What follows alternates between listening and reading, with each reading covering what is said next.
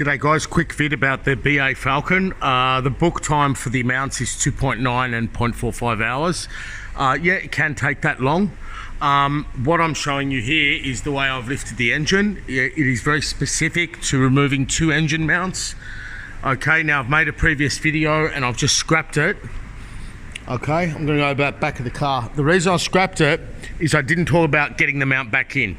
So you can see the angle this car's on. This car's overloaded towards the rear, and I've had to support the diff for the amount of pressure I've used. So look, it's gone a bit far now, but that's how much pressure I've used.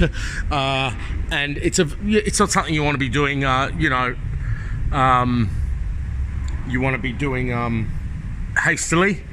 Now, you can see the nut at the top of the mount. I'll come around the rear.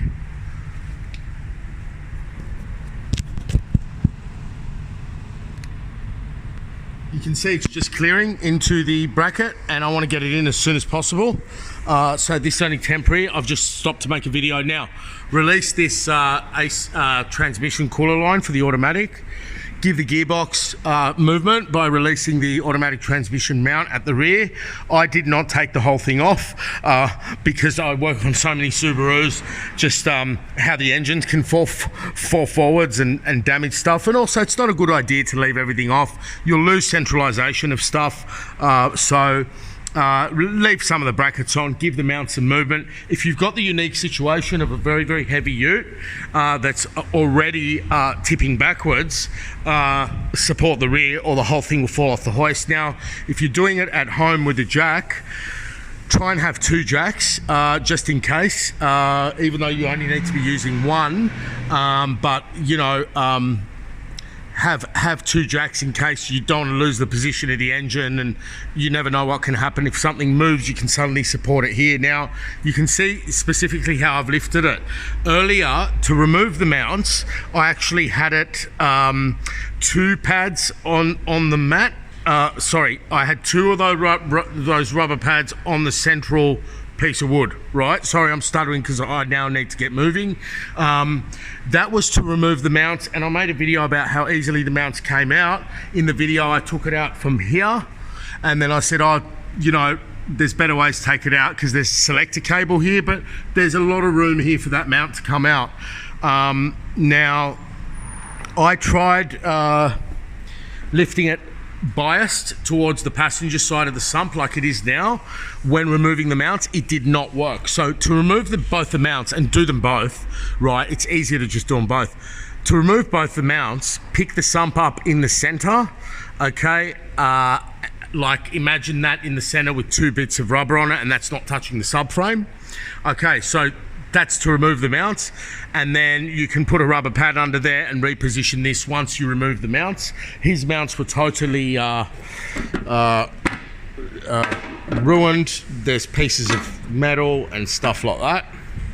So to get the bolt for the passenger side mount, what I used was this. So I used this with the 18 on it, which is there, right, and a big spat, this one like this. So I went between the banks of 4 and 5 or whatever, or 3 and 4, and that's how I removed that top mount bolt on that side. On this side, I used the same tool.